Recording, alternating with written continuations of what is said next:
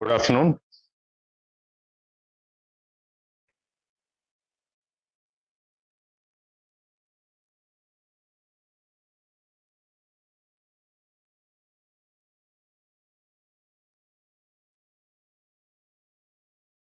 We've been discussing voltage references. We now know that we can make a good voltage reference by adding VBE to VBE, whose temperature coefficient is negative, to proportional to absolute temperature quantity, whose temperature coefficient is positive.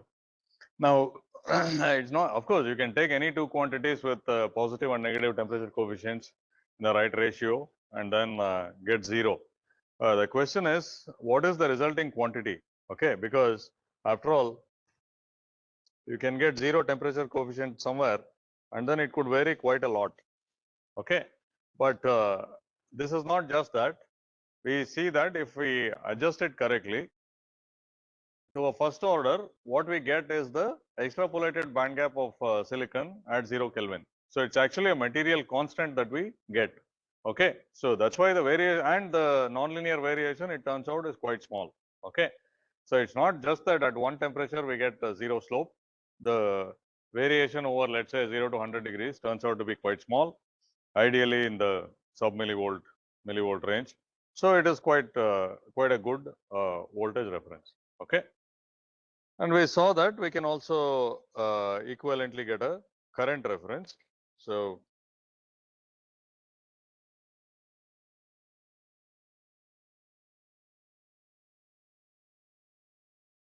the band gap voltage reference, if we, let me show it with this transistor.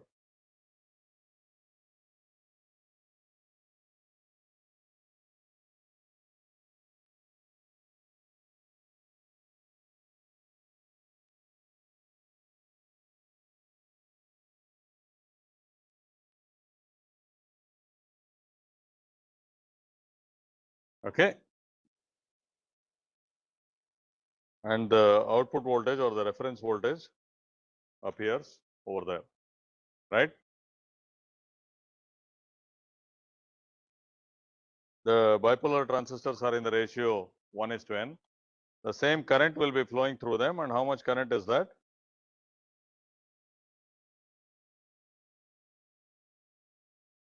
Vt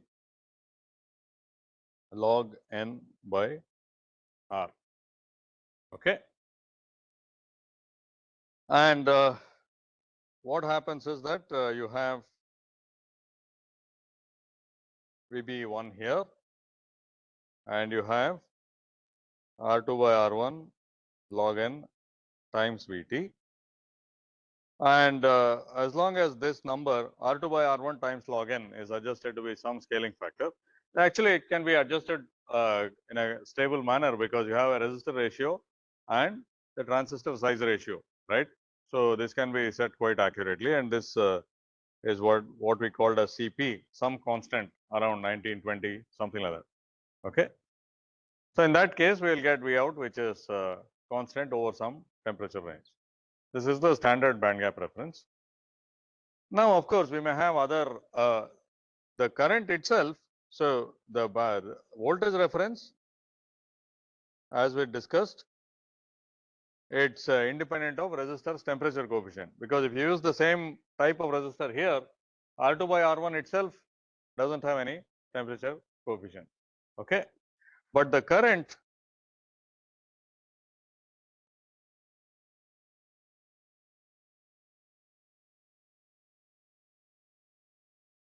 so here the numerator is proportional to absolute temperature. You will also get minus whatever temperature coefficient you have for the resistor. So the current will be proportional to absolute temperature only if you have resistors that are constant with temperature. Okay.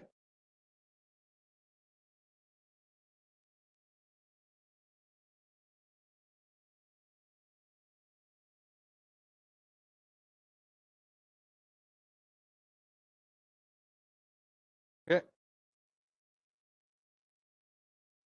that fine? Then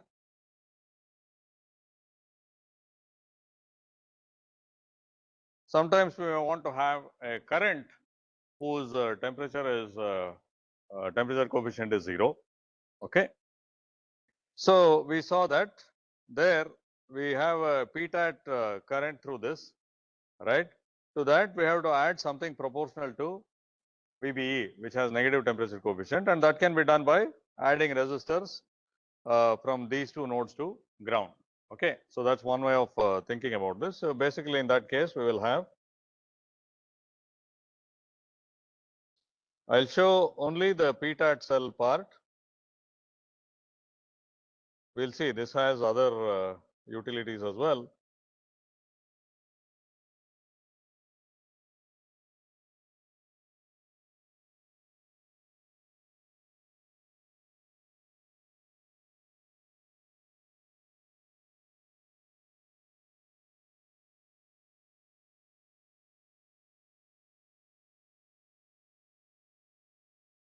Okay. So in this case, let me make some more room here.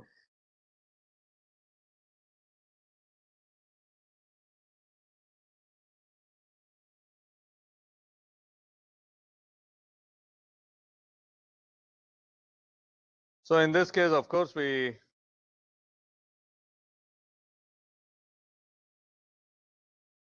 still have the currents to be Vt log n by R. Now, because we have VBE1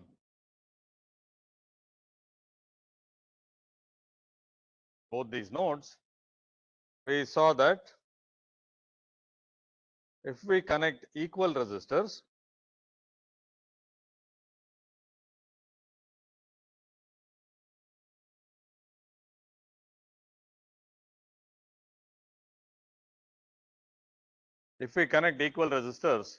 what happens is nothing else changes, because only thing that changes are the currents through M1 and M2. First of all, M1 and M2 are identical, so their currents have to be equal to each other. Earlier, of course, the only currents through M1 and M2 were the currents through the bipolar transistors. Now you have something extra. As long as the extra is the same on both sides, the currents through the bipolar transistors remains the same, because I mean it's operating in negative feedback, and then basically the only way these two voltages will be equal will be if when this currents are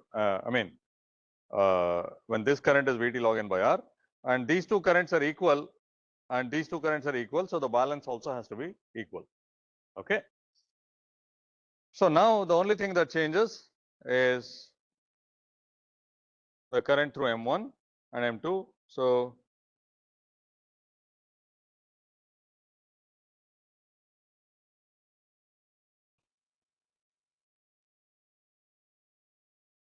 okay, let me put down the expression for V out here also. V out is VB1 plus R2 by R1 log n times Vt, and this can be very easily seen as 1 by R2 times VB1 plus R2 by R1 log n times Vt. Okay. So this is nothing but the band gap voltage reference.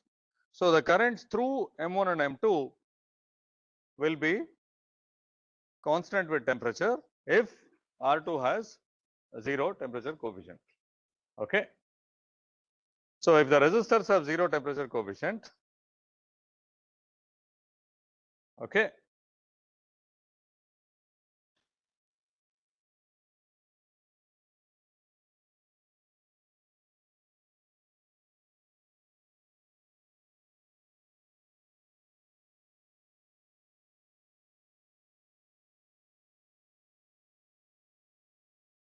right.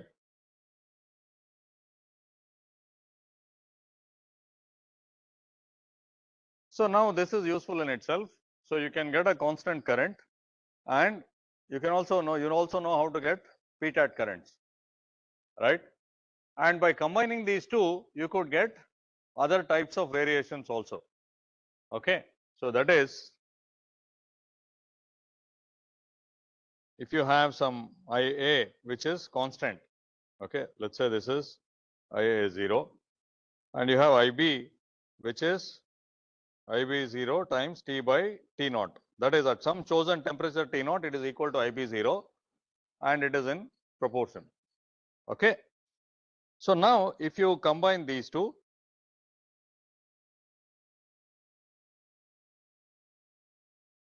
what will you get? You will get alpha AA 0 plus beta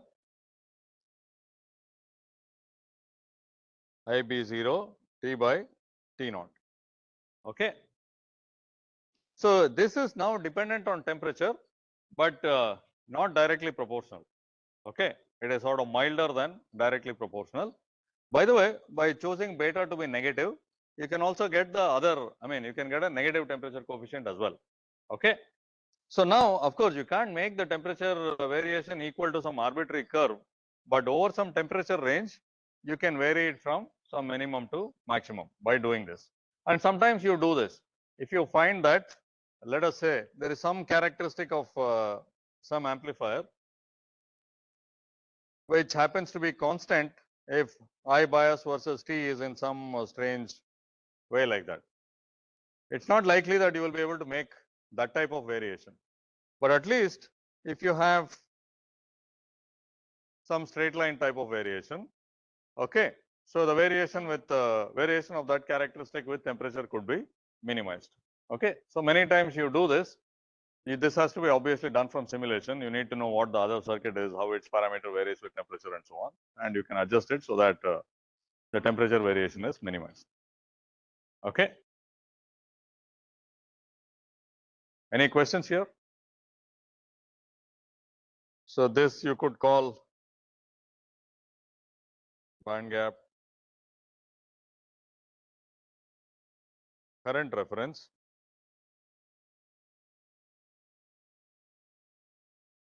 Now, what is the minimum supply voltage required to implement this circuit, the band gap voltage reference?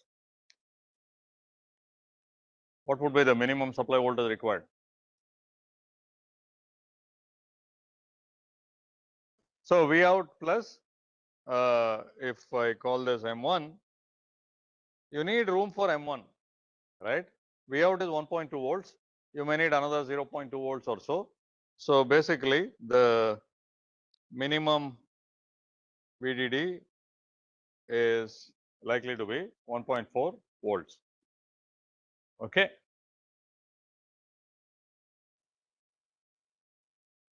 What about this band gap current reference? What is the minimum supply voltage required for that?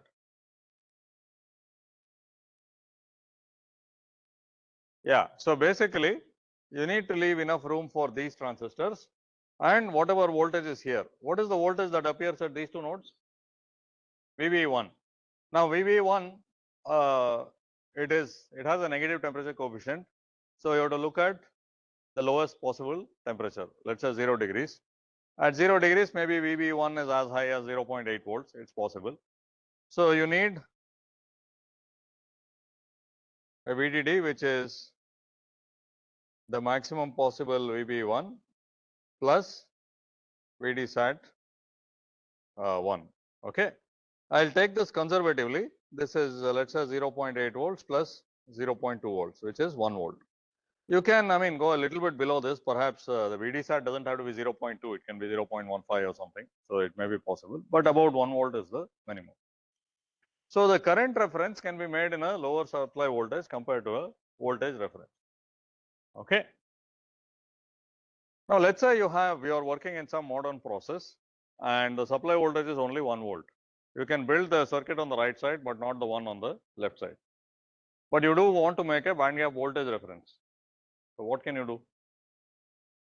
Is it possible?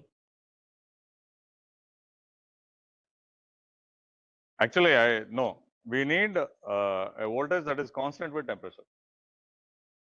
With a 1 volt, I think we can't get 1.2 volts, at least using sort of normal techniques. So let's not worry about that. What can we do to get a, now this is giving a current reference, right? So how do we get a voltage reference here? Is it possible? What can we do? I want to get a voltage that is constant with temperature. The circuit on the right side is giving a current that is constant with temperature. So what is it that I can do? Yeah, what could I do?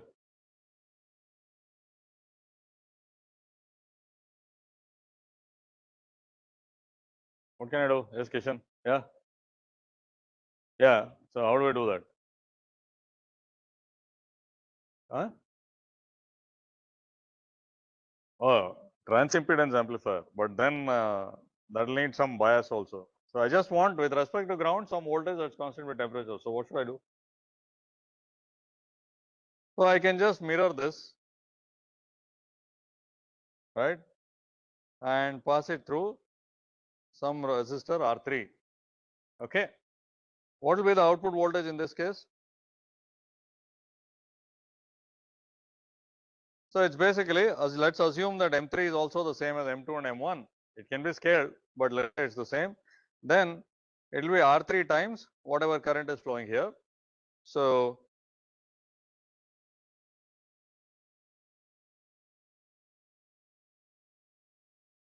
V out would be R3 by R2 times VBE1 plus R2 by R1 log n times VT. Okay. So what is it? It's basically R3 by R1 times the band gap voltage.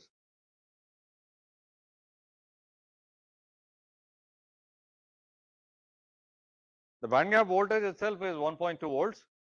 So you can't obviously choose R3 by R1 to be 1 with a 1 volt supply, but you can choose it to be, let's say, 2/3. Then you will get R3 by R1 times VBG to be 0.8 volts, and you need some room for M3. So basically, you can get some fraction of the band gap voltage.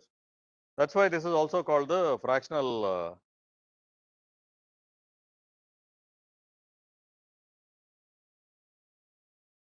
band gap generator. Okay. Yeah. So that, let's say it comes from a battery. So there is some external source of energy, right? That is there. So what happens in a real circuit is, finally there has to be some source of energy that you can't get away from. I mean, there is nothing on the chip that will actually generate energy, or rather there could be, like for instance, if you have a photodiode or something, but whatever it is, there is some source of energy. For simplicity, let's take it to be a battery. So now what you do inside the chip,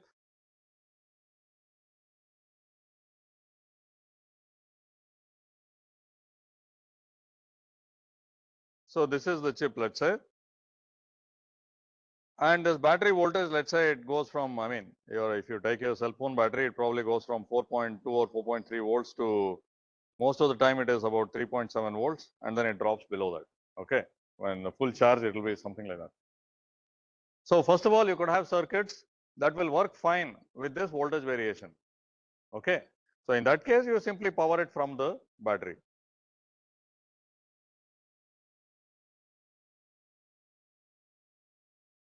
This is the simplest case. Now, there may be many other circuits which cannot work like this.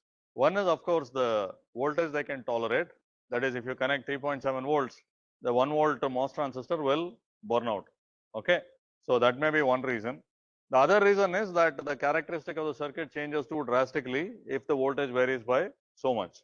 So what is done is, you use what are called voltage regulators. I will talk about them briefly. Okay. That will provide the stable VDD, and the circuits that need stable VDD can be powered from that. Okay.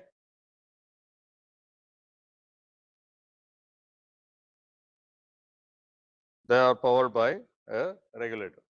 Okay, and of course, this voltage regulator can take many forms. There are switching regulators, there are linear regulators, and so on. Okay, but this is a possibility, right? So that's how it is. You generate depending on your circuit, the VDD can come from another regulator or from the battery.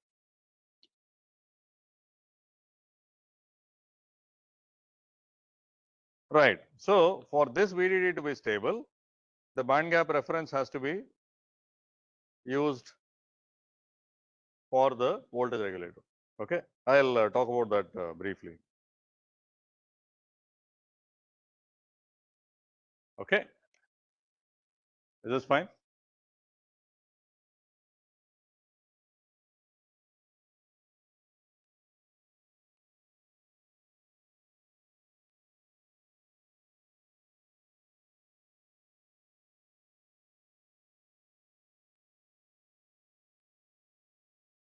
Any questions about this? This is in fact, it was originally presented as a band gap reference that can work with a smaller voltage than this one. This because the band gap voltage is 1.2 volts.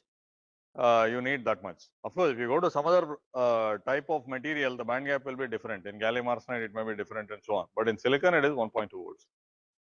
So now this can give you a band gap reference with a smaller voltage. Okay, so this is called a fractional band gap, and it is widely used actually at lower supplies. Okay, and also if the resistors are constant with temperature, it gives you a constant current as well. Okay, any questions?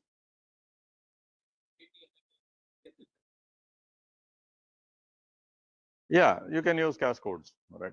So basically, if in fact that is used very often.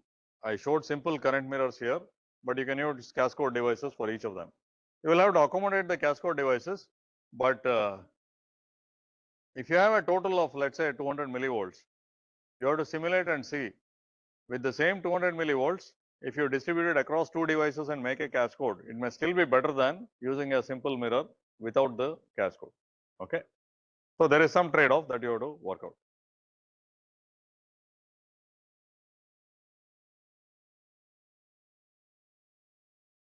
Any other questions? So the interesting thing you can see from here is actually in the at least in these ideal cases, the value of R2 here and in this circuit are the same. That is, if you use the same transistor, same R1 and R2, this will give you a constant voltage there, and this will give you a constant current in those devices. Okay.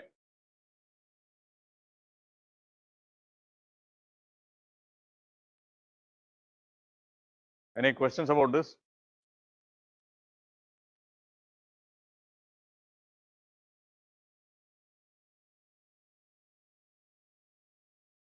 So the next topic is what was just asked about. How do you generate a supply or any of the supplies that you have used in the lab and so on? They are of course stable. The mains power supply, we won't get into that, but somehow you start from a high DC voltage and you have to get to this and you have to get a stable supply that is stable with temperature and so on and accurately known. The way it is done is by starting with a voltage reference, and we'll start with the band gap reference. Okay.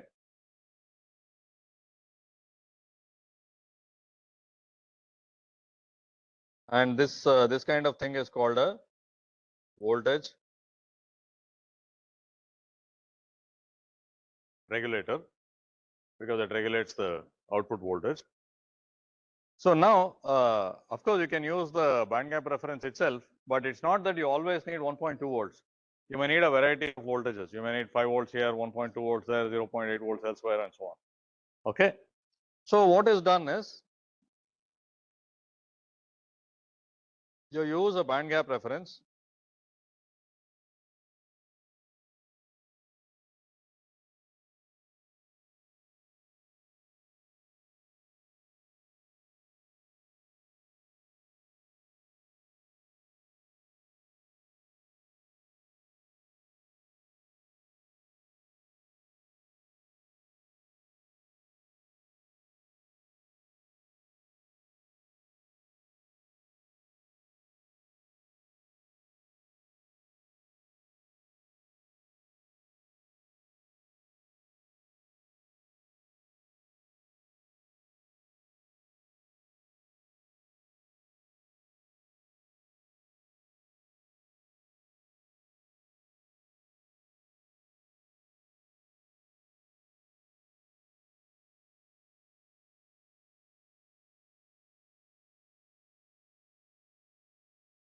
So in principle, all I do is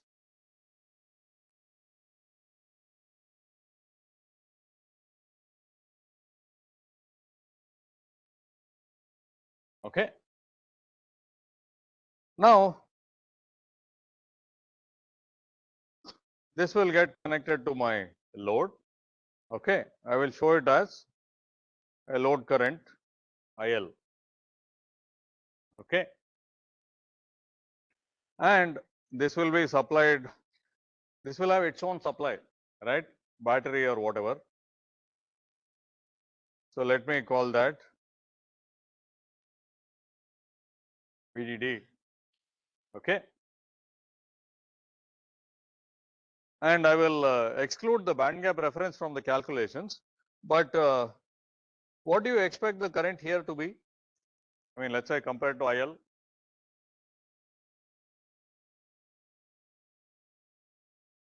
It will be more than IL for sure, because I mean IL has to be supported, and then some part will flow through these resistive dividers, and then of course this will have other circuits, I mean some transistors in it which need bias current.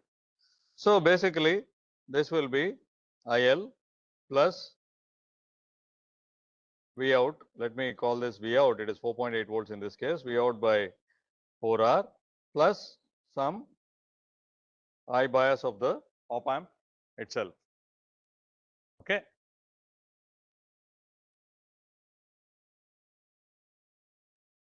So now here I am talking about a particular type of regulators called linear regulators. Basically, this is an amplifier, right? Essentially, what I have built is an amplifier. It's a linear, equivalently a linear circuit, and I'm using that to supply power. Okay. So now, what is the power that is absorbed by the load? What is the power absorbed by the load? V out times IL. And what is the power delivered by the source? That is the supply voltage VDD. It will be VDD times IL plus V out by 4R plus I bias of the op amp. Okay. So now, of course, basically PS will be more than PL for sure, and then whatever is the difference, it simply gets lost as heat. Okay. So this efficiency, it is related to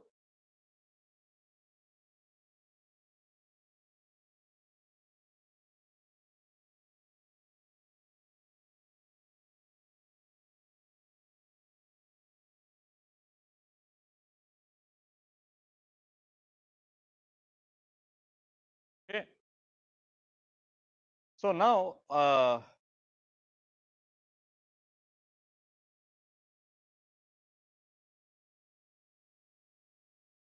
for high efficiency, you should have V out to be as large a fraction of VDD as possible. Now, of course, this may or may not be always possible in that if you are given some VDD and given some V out, there is nothing you can do. You have to live with that part. Okay. There are other ways to improve the efficiency. We'll see.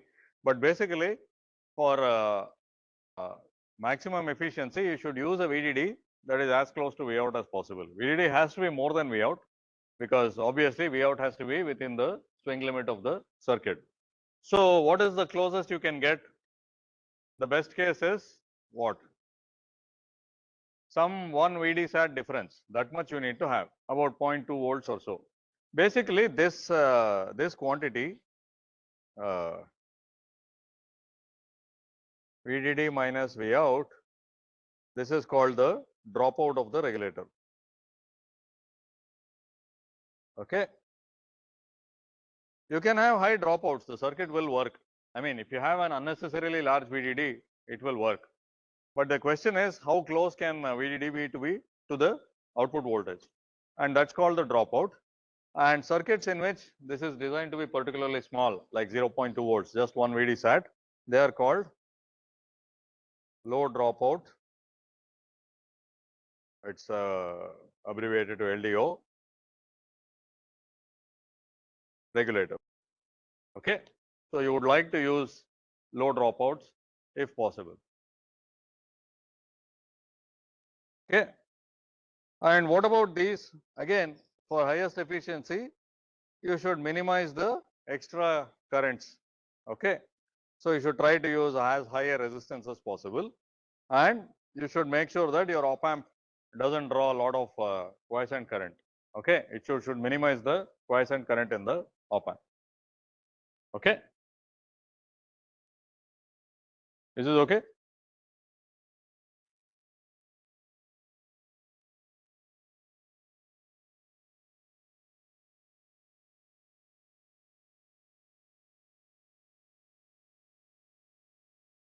This is the dropout, and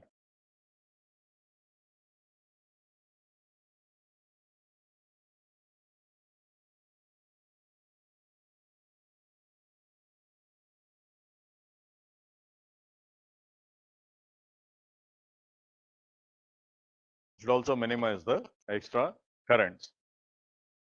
Okay. Now, what is the purpose of the voltage regulator? What is its job? To keep the output voltage constant. Okay. So it is characterized by some parameters, right? So essentially, they are like small signal gains, but you describe a voltage regulator using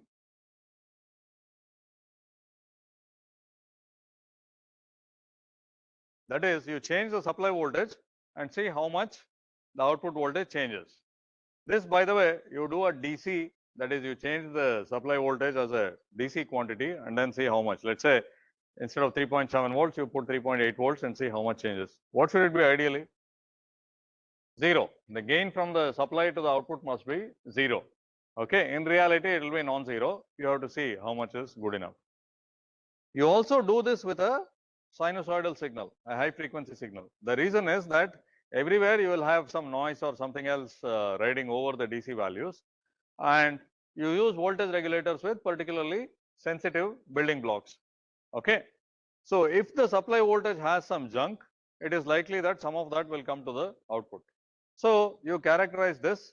So this delta V out by delta VDD. Essentially, this is the gain from the supply to the output, VDD to the output.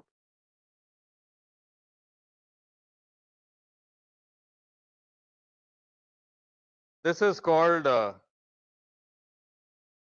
line regulation when it is done for DC. It's also called power supply rejection ratio, or the inverse of it is called the power supply rejection ratio.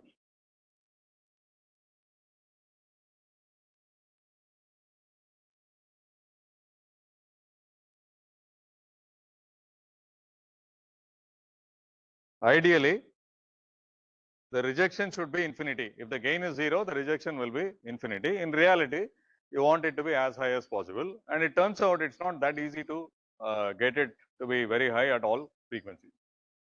Okay.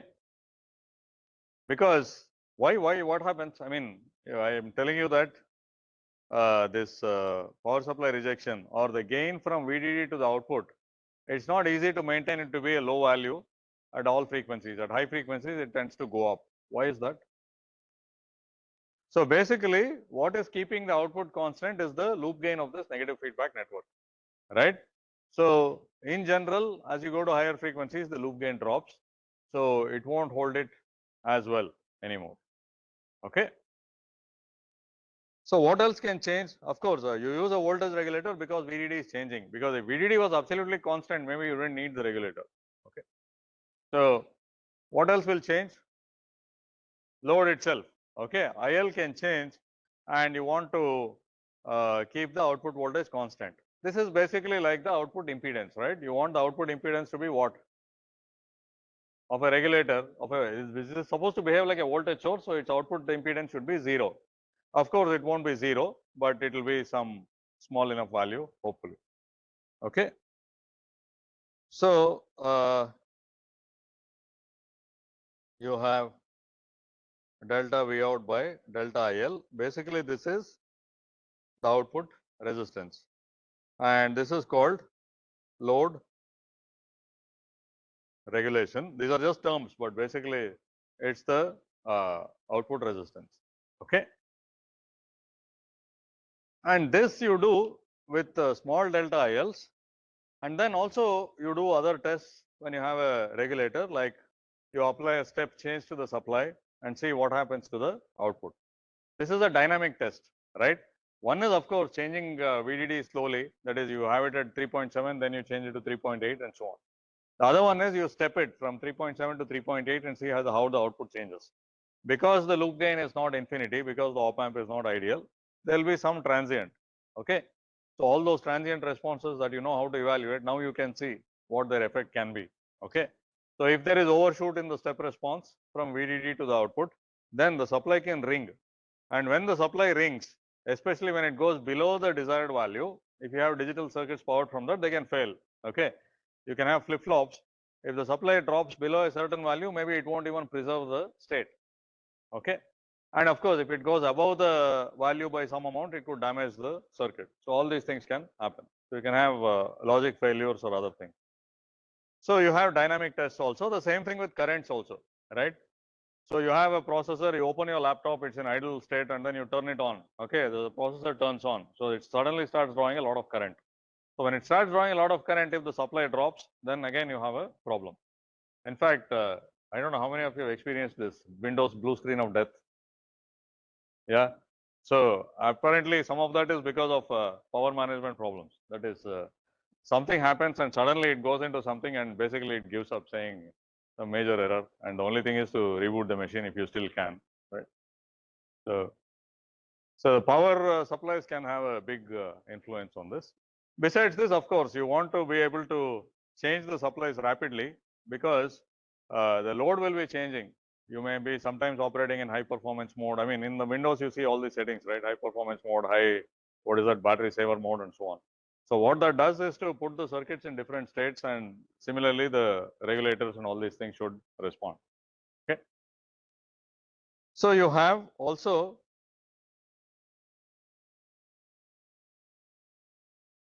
transient measures to step change in VDD, step change in IL, and this can be with a small step or a large step, and of course in both directions.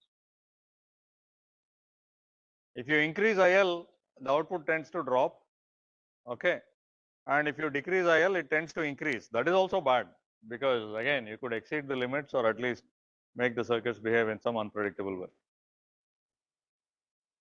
Okay.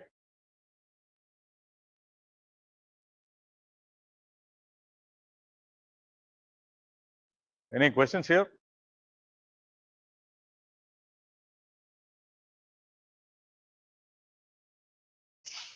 So now, how do we make this op amp? One difference between this circuit and let's say an op amp designed for processing signals is you're not expecting to put sinusoids and then getting sinusoids out and so on. Normally, it should just work with DC and the current will be in one direction mostly. Okay, in most applications, that is, if this is delivering power, if you have a positive voltage, right? If you have some positive voltage source and it is delivering power, so that means that the current is only flowing that way, right? So it only needs to support current in one direction. Now, of course, there may be cases where you have to have a positive voltage and it should absorb the current, but we won't consider that because these are supposed to be acting like power supplies. If it's a positive voltage, it should be pushing current out. If it's a negative voltage, it should be pulling current in. So that simplifies some of the things because you know why do we have? I mean, in the two-stage op amp, for instance, how did we set the bias current in the second stage? What was the basis for setting it?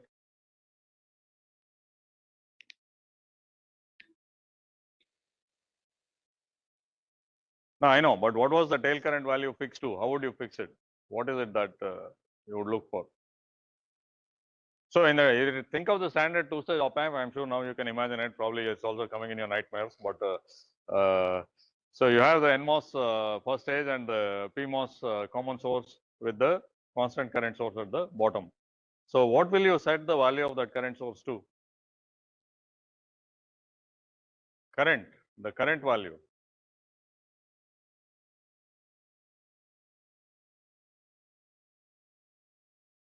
How should I set the current value? I mean, should I choose 1 milliamp, 10 milliamp? What is it? Depends on the. So let's say you are applying a sinusoid. The load current will be sinusoidal. That is, it will be pulling in some current, pushing back that current. You should have enough current to absorb that, right? At least it may have to be a lot more than that, but at least you should have that. So now that constraint is relaxed, right? You have current only in one direction. You're not pushing it back. So you don't need, you basically what you design here, the basic voltage regulator is a two-stage op-amp like circuit, but with some special constraints. You may have to have a very wide variation in the current, but only in one direction. Okay, because if you make this with a very large bias current inside, it will work, but then your efficiency will go to pieces, right? If your I bias OPA is very large, much larger than load current, of course it will work, but then your battery life will be down the dumps. Okay. So let's try to make one.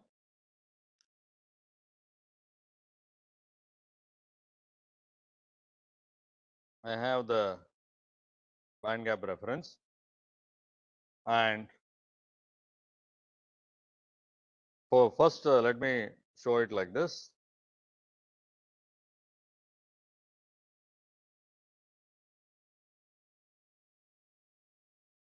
This is a single stage op amp,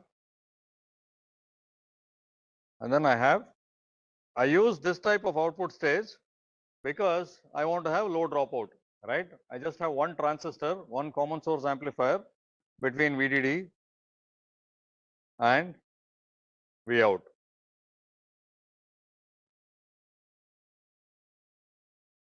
right?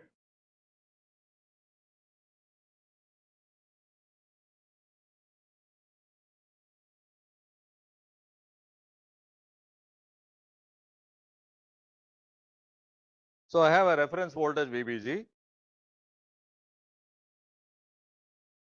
and this you recognize, I mean, hopefully.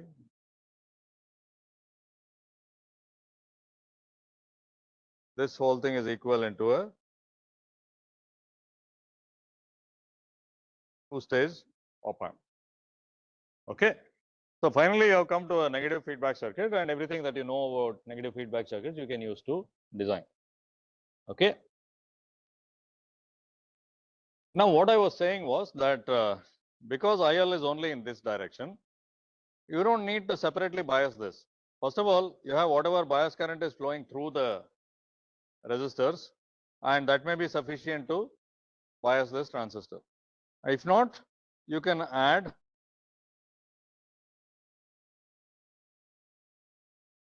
some bias current if necessary.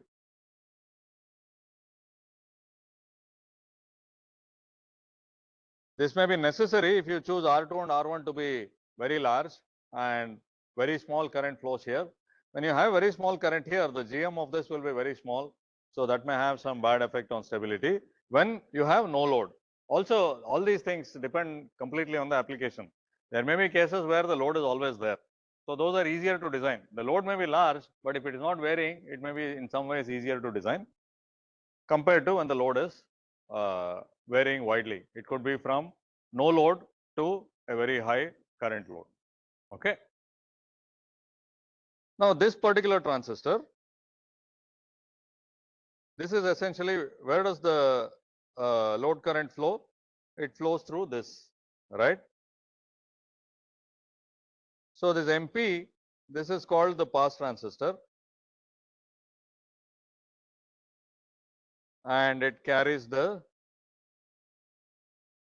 load current.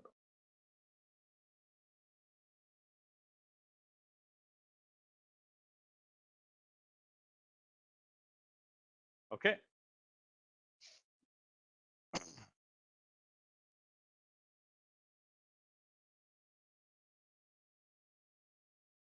So now, how would you choose the size of MP? How would you choose the W and L? And again, I've been saying this is a voltage regulator driving heavy loads. Imagine that you have a very high IL that you have to drive. So how would you choose MP?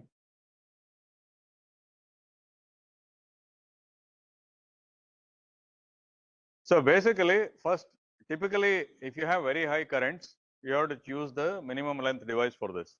Okay. I mean, if you increase the length, the width will proportionately be larger. The bottom line is this dropout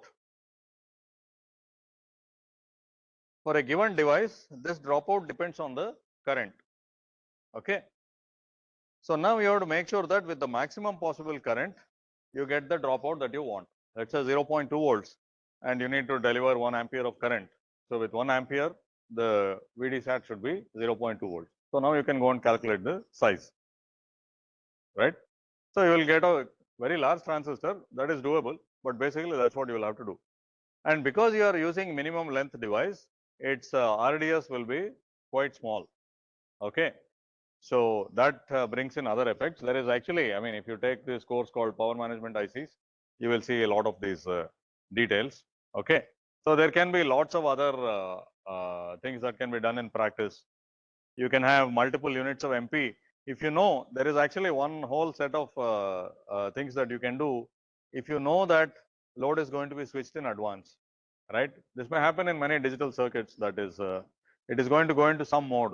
So let's say it goes into high performance mode. You know that the load current is going to increase a few cycles before it actually does. Then you can actually make some changes to the circuit. You could, for instance, have multiple switchable copies of MP in parallel. And if you're expecting a high load current, you essentially make the device bigger by switching in more devices. And if you're expecting a smaller current, you can remove some of the devices. So that will make the performance bigger. And of course, in this course, we don't have time to discuss that kind of detail. But anyway, MP is designed to carry the largest load current with the dropout that you require. Okay.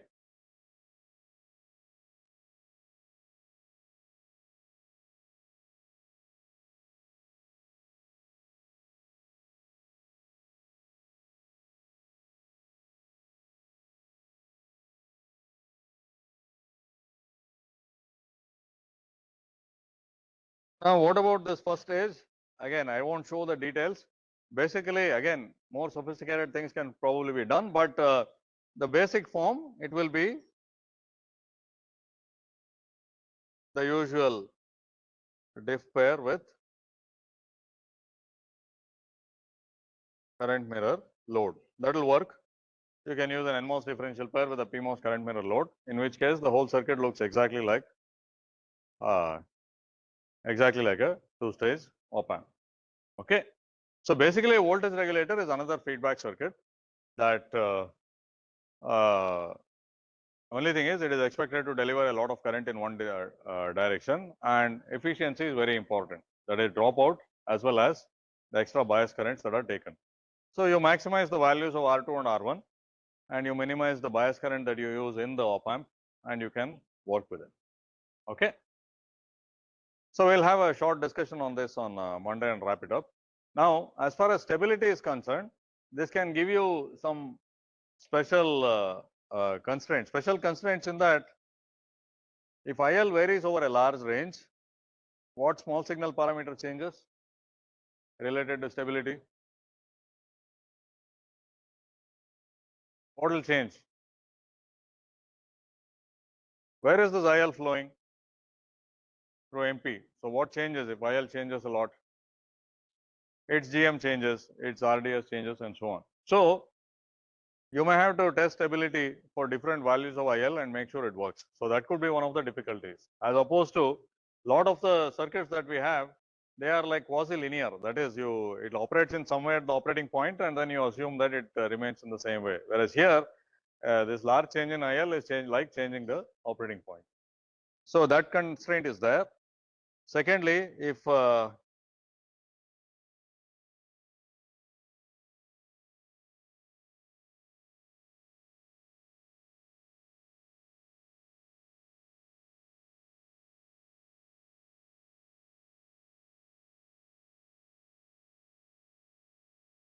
Also, if R1 and R2 are large,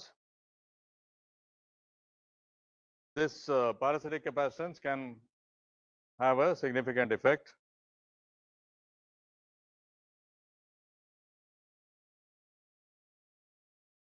Also, I think you know this, you would have used this in the lab. Invariably, you use supplies with bypass capacitors. Okay.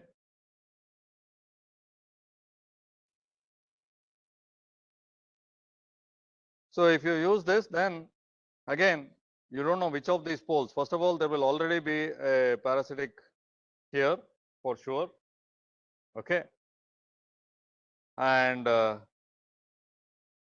you have something here, you have something there. So